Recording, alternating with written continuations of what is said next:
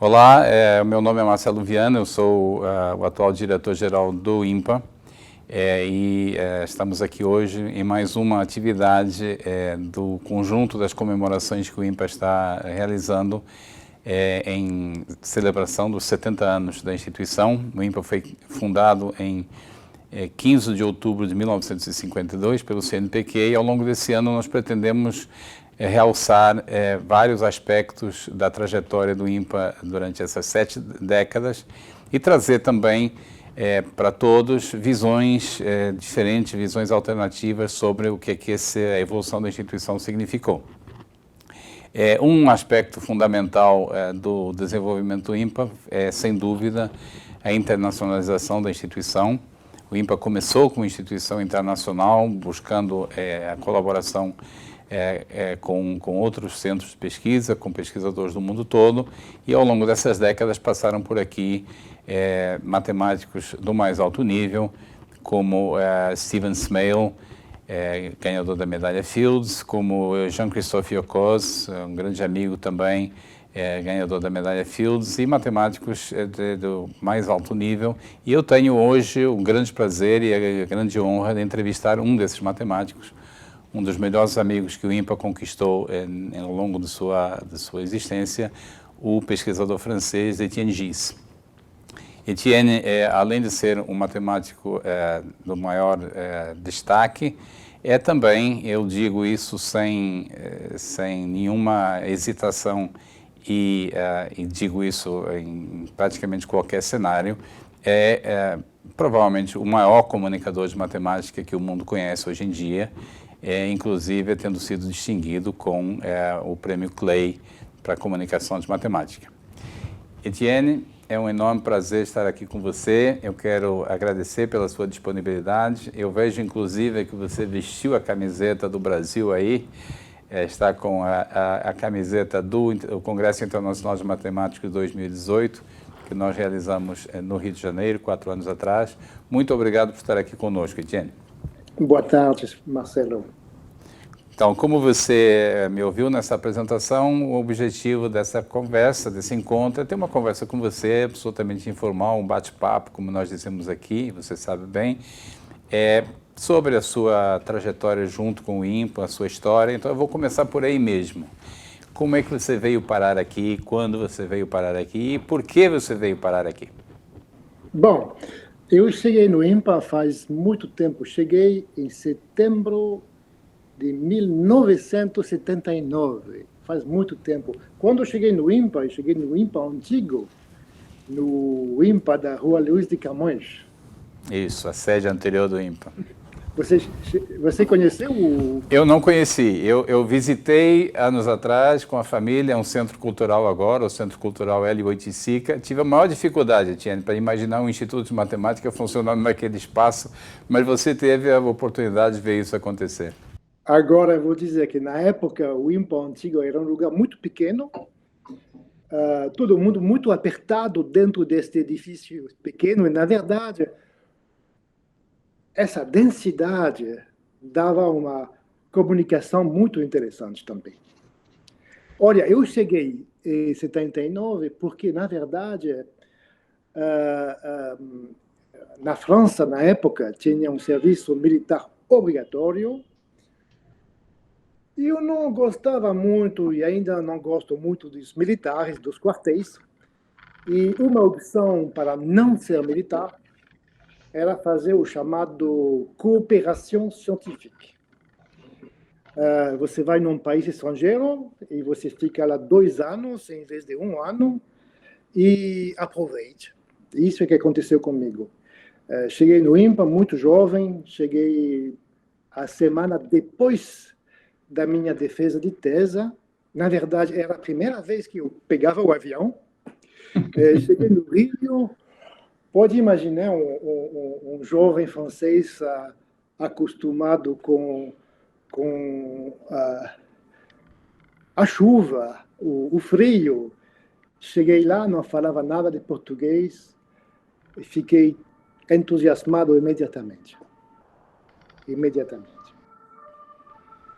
Entusiasmado com tudo, na matemática, o Brasil, tudo. O sol também. Sim, com certeza. Como é que era, Etienne? Eu tenho a maior curiosidade de entender. Você se colocou aí muito bem, a posição um jovem francês chegando num país diferente, exótico. Mas você vinha também como matemático, como jovem matemático. Vinha de um dos países que tem a tradição matemática mais rica, chegando num país onde a ciência, a pesquisa científica é jovem.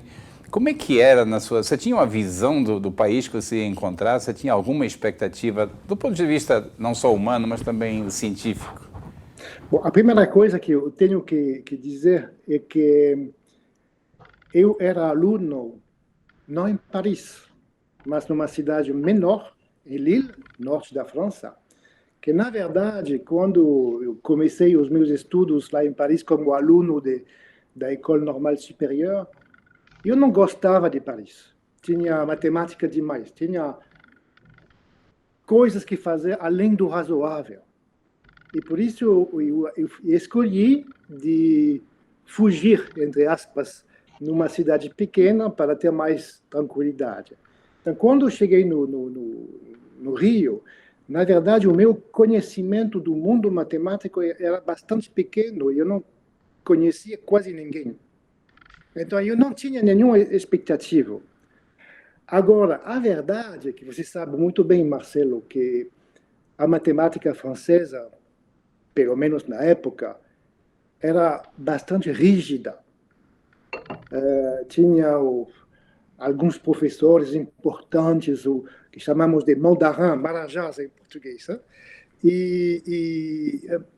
Quando eu cheguei no Brasil, eu descobri, uma piada que eu digo frequentemente, eu descobri que a matemática pode ser também nos trópicos. Né? Tinha outra maneira de pensar, de fazer matemática. E para mim foi uma coisa muito fantástica, que eu podia falar com os professores, com os alunos, com todo mundo. Eu podia falar besteira, todo mundo gostava de dividir a matemática juntos. Isso é interessante. A minha experiência é um pouquinho diferente da sua, como você sabe, mas não tão diferente. Eu também fiz meus estudos em Portugal, vim para o INPA para fazer o doutorado e também passei por esse processo de descoberta de a matemática é vista de outra forma, uma apresentação de outra forma. O cenário português era muito influenciado pela França e por essa rigidez culturalmente. Então, eu passei um pouco por essa experiência. Agora, você nessa primeira visita ficou quanto tempo no Brasil? 2 anos. 2 anos. Na época, eu tinha que ficar pelo menos 16 meses, mas tinha alguma possibilidade de ficar um pouco mais. Então, aproveitei e fiquei 2 anos.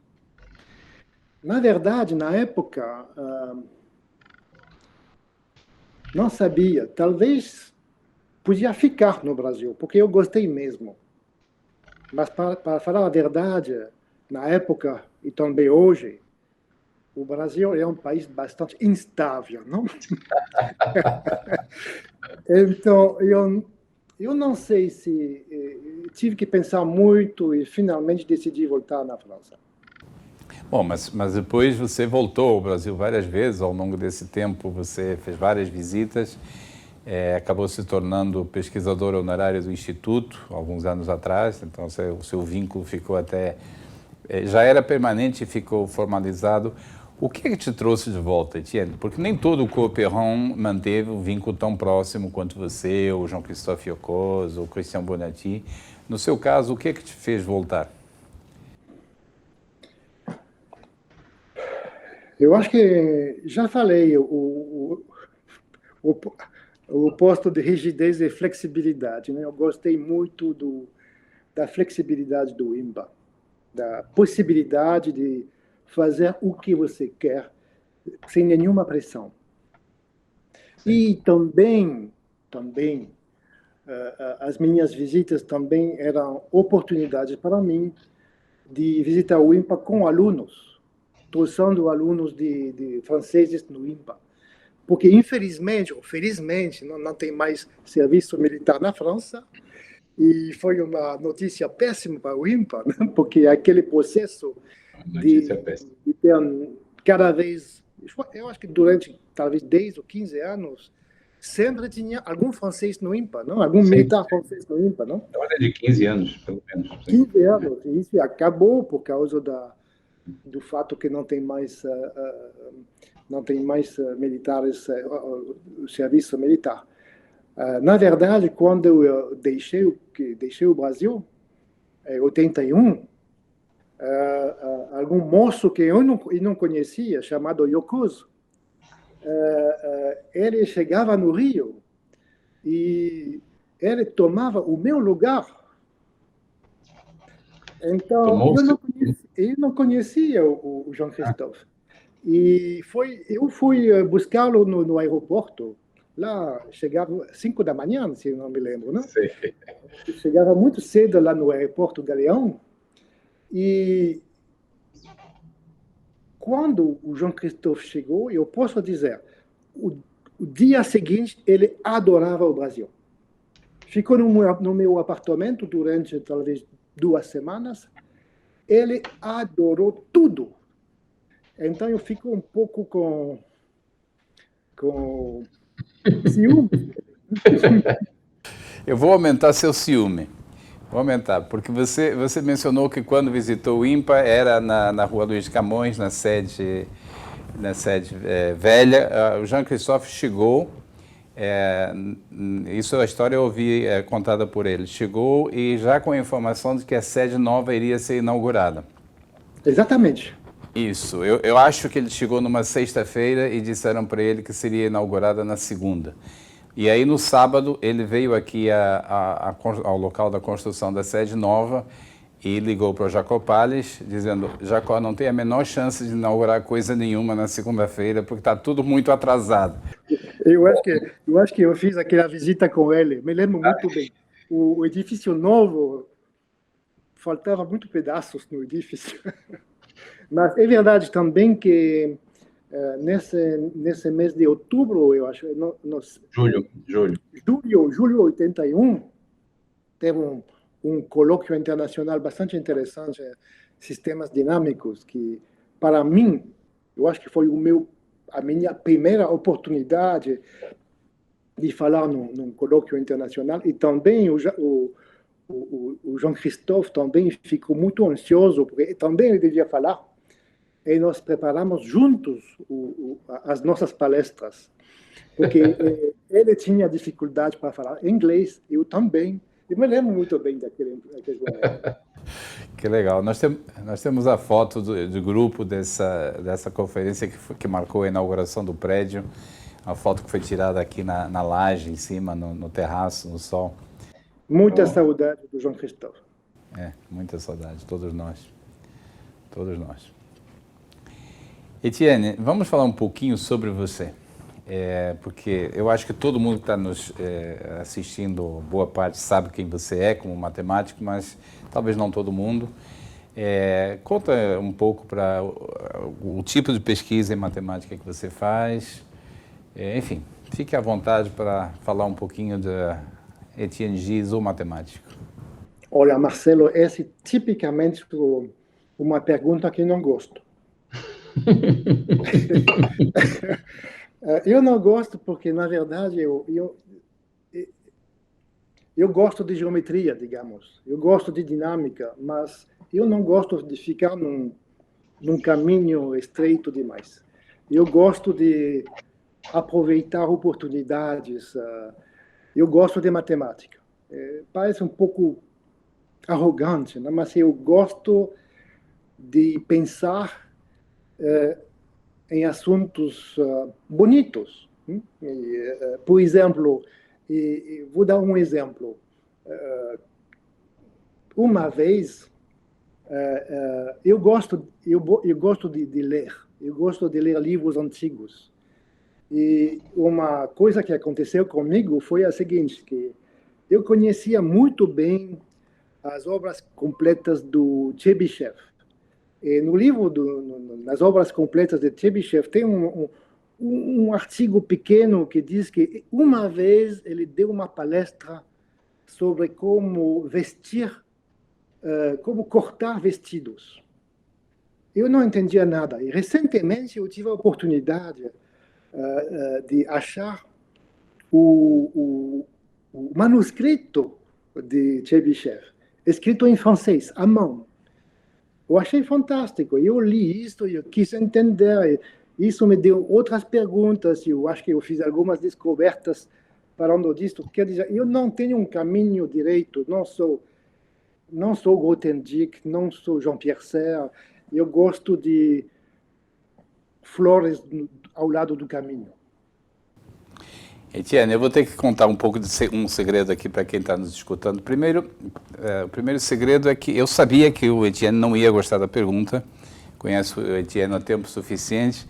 Ele foi a pessoa que me ensinou, que me fez descobrir que quando um francês usa a palavra geômetra, de fato quer dizer matemático. É verdade. Um pouco na tradição de Poincaré, foi com você que eu aprendi isso. É uma visão muito abrangente que a boa cultura matemática francesa tem, e eu sabia perfeitamente, eu quis provocar na parte do Etienne essa reação, porque eu acho que é muito, muito importante. Outro pequeno segredo é o seguinte, alguns anos atrás, em 2017, nós organizamos aqui no Rio de Janeiro o Festival Nacional da Matemática. O Etienne foi um dos palestrantes que deu 2 palestras no festival, e pelo menos uma delas foi sobre o tema que ele mencionou, o trabalho de Chebyshev, o que tem que ver vestir corpos humanos e, por exemplo, fazer mapas, cartografia. Essa palestra foi dada numa escola aqui no Rio de Janeiro, que por coincidência era a escola da minha filha. E o resultado, e a professora de matemática da minha filha, que estava na época no 2º ano do ensino fundamental, a professora de matemática, por conselho meu, assistiu à palestra do Etienne e ficou encantadíssima.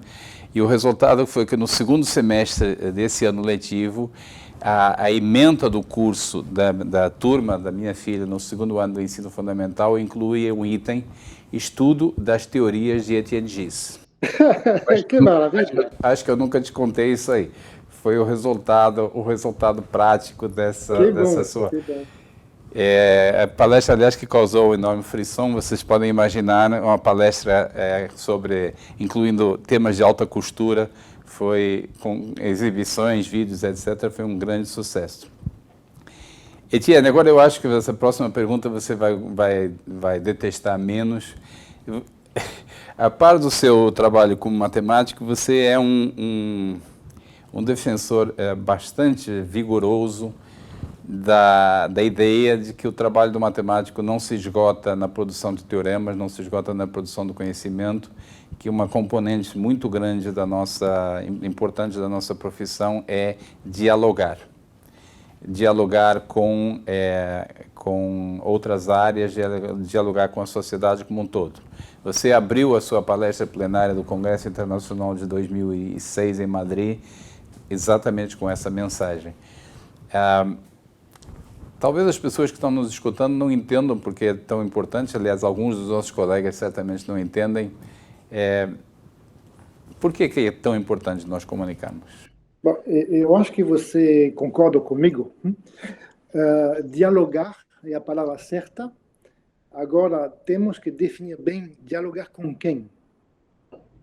Uma das dificuldades da matemática é que cresceu muito nos últimos 50 anos e o resultado é que, tipicamente, um matemático não entende o trabalho do outro matemático no gabinete, ao lado do gabinete, né?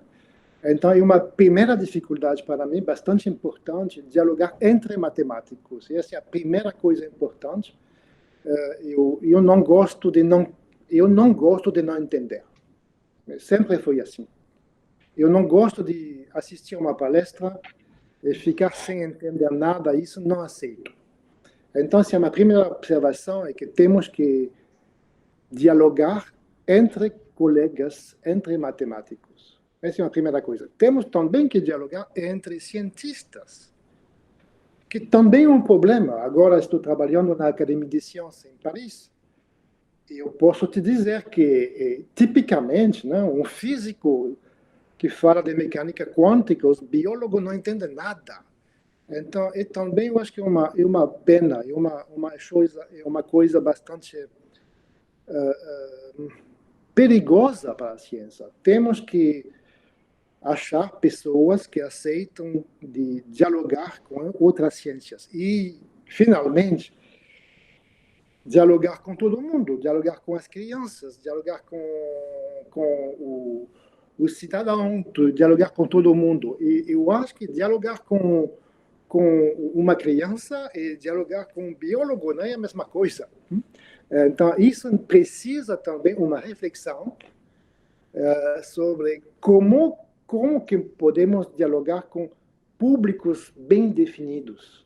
Por exemplo, Marcelo, eu sei que você faz colunas na Folha de São Paulo, eu faço colunas no Le Monde. Também um público bem definido.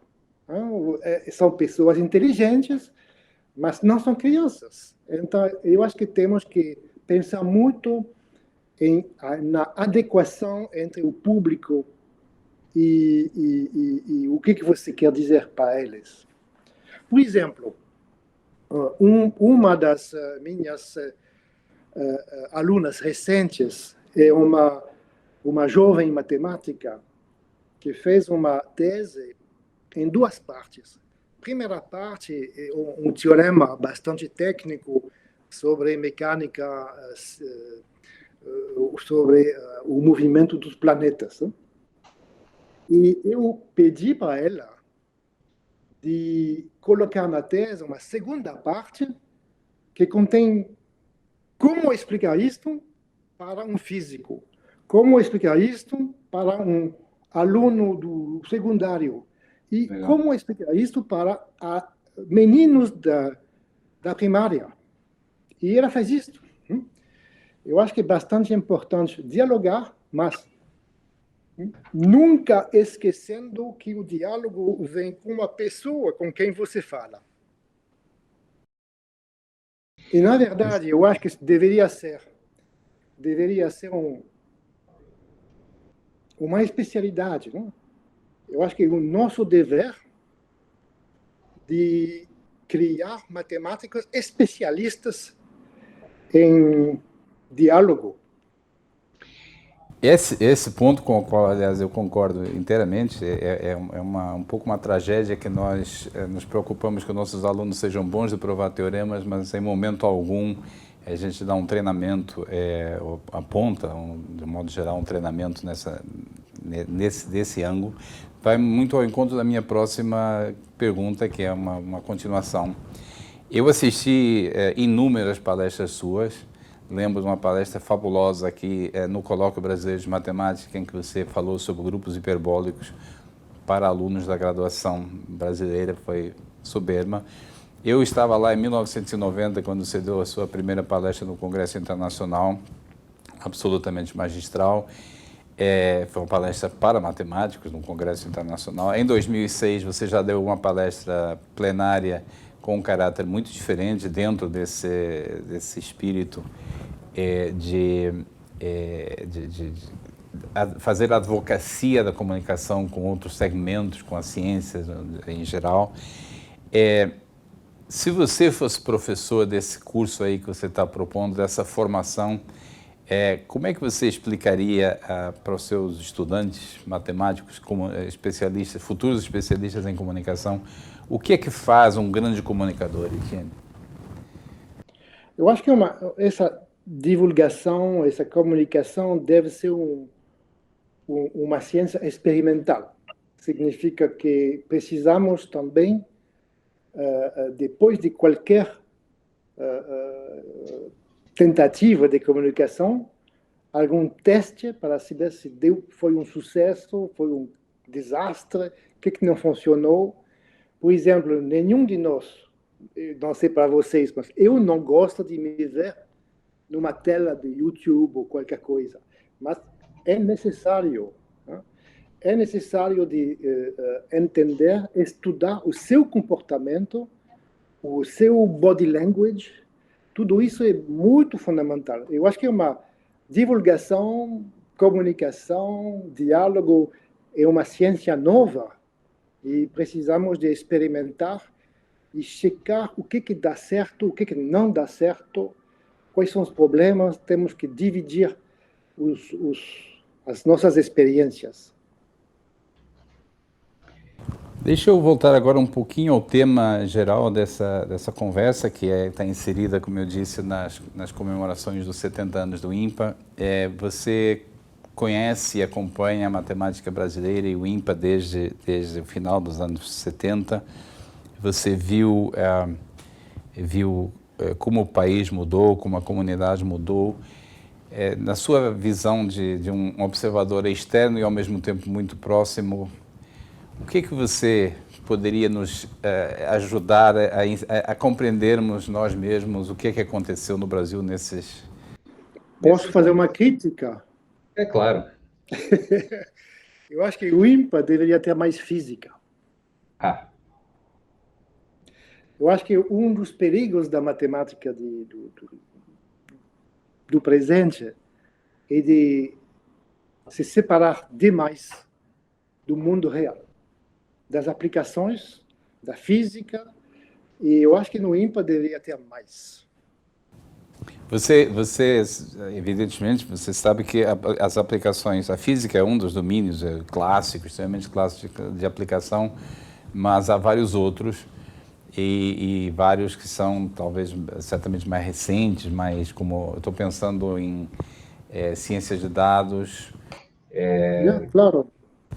Matemática, temas em geral em torno da matemática discreta, você inclui nessa sua Claro, recomendação? claro. Olha, eu entendo muito bem que 70 anos atrás, quando o INPA começou, como tinha poucos matemáticos lá no Brasil, foi uma opção fantástica de escolher um, ou dois, ou três tópicos. Isso é que aconteceu. O INPA se tornou o melhor do mundo, digamos, em sistema dinâmico, em geometria diferencial. E agora eu acho que o tempo chegou para abrir mais, porque o Brasil agora é uma força internacional, que não era o caso quando eu cheguei no Brasil. Quando eu cheguei no Brasil, tinha poucos matemáticos no INPA, não, talvez 20, 15, não sei, algo assim, não? Algo assim.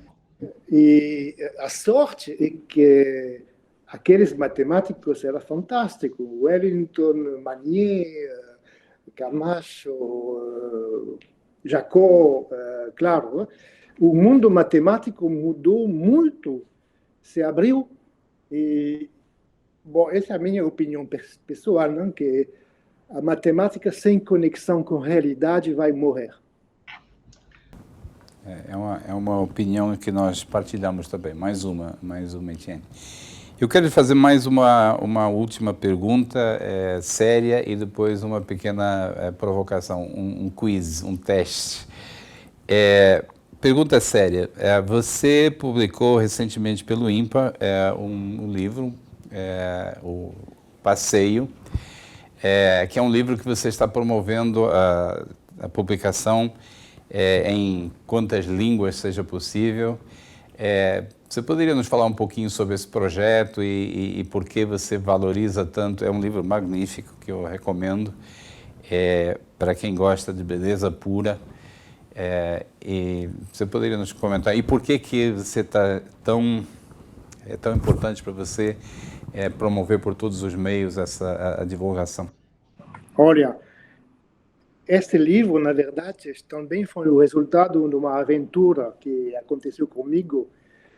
Eu assisti a demonstração de um teorema pequeno, mas que eu achei muito bonito, por Kontsevich. Tentei melhorar, tentei entender, não entendi, e decidi, na verdade, de escrever um livro explicando não o teorema, mas explicando o meu caminho. E escrevi este livro lá no INPA. Eu tive a oportunidade da aula de verão, se não me engano. Eu gostei muito, escrevi o livro lá E eu gosto deste livro, na verdade. E aconteceu que depois da publicação do livro, que foi escrito em inglês, shame on me, escrevi em inglês, e depois da publicação, várias traduções aconteceram. O livro foi traduzido em turco, em árabe, em russo. Imagino que espanhol e até francês, quem sabe? Ainda não em francês. Agora, o livro, a tradução em português começou há muito tempo atrás e acabou há muito tempo atrás. Então, estou rezando o Senhor para ver este livro. Será que existe? Chegará até você brevemente. Nós sabemos que foi uma história, foi um caminho, o caminho da publicação foi mais acidentado do que o caminho da elaboração da promenade, como se chama o livro. Agora, também uma coisa interessante que eu não sei se você concorda comigo, mas eu acho que a matemática passa através de uma língua. Eu acho que hoje em dia não é verdade que a ciência tem que ser escrita em inglês. Em particular na América do Sul, com aquele movimento de Open Science, eu acho que a América do Sul tem um papel que jogar, né? Tem que jogar um papel que eu acho que tem um lugar para a matemática em português, espanhol e francês, em todas as línguas. Eu acho que, para mim, eu posso dizer que eu penso matemática em francês, que faz parte da minha vida, faz parte da minha cabeça. E quando eu posso ler um livro em inglês, claro, mas não funciona da mesma maneira na minha cabeça. Por isso, eu acho que você faz a mesma coisa, né? E eu acho que escrever em várias línguas é o futuro.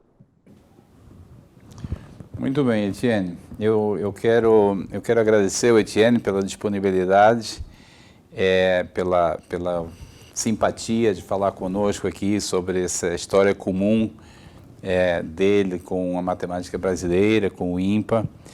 Mas antes de liberar o Etienne para os múltiplos afazeres, há um ponto que eu não mencionei, em cima de todas as responsabilidades e todo o papel que o Etienne tem na comunidade matemática francesa e mundial, ele ocupa também um cargo com uma denominação muito curiosa. Ele é o secretário perpétuo da Academia de Ciências da França, é o que representa, eu acredito que não seja um trabalho perpétuo, mas é certamente um trabalho intenso. Então nós estamos muito gratos pela disponibilidade dele para conversar comigo aqui, com todos nós.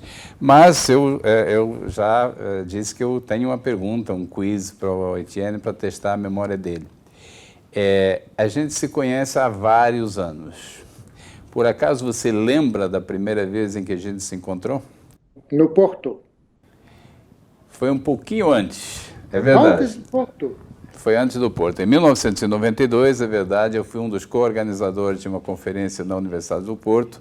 Etienne deu a palestra de encerramento, mas a gente já se conhecia brevemente. É natural que eu lembre mais. Em Paris, no seminário de Adrien Douady, em 1985. Foi a minha segunda visita ao Orsay. Você estava sur place, você estava no local. Eu tinha feito um pequeno trabalho em resolvendo um problema que me foi colocado por Douady sobre dinâmica de transformações exponenciais complexas.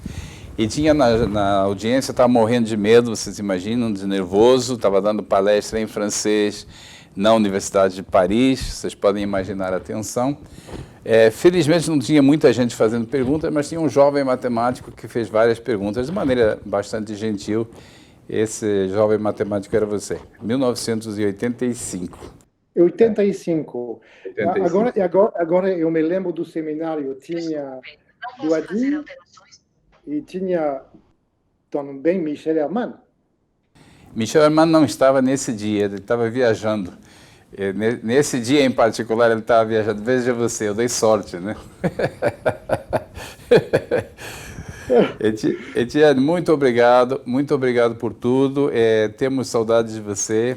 A casa aqui é sua. Você sabe que está à sua disposição sempre que os seus múltiplos afazeres na França lhe permitirem.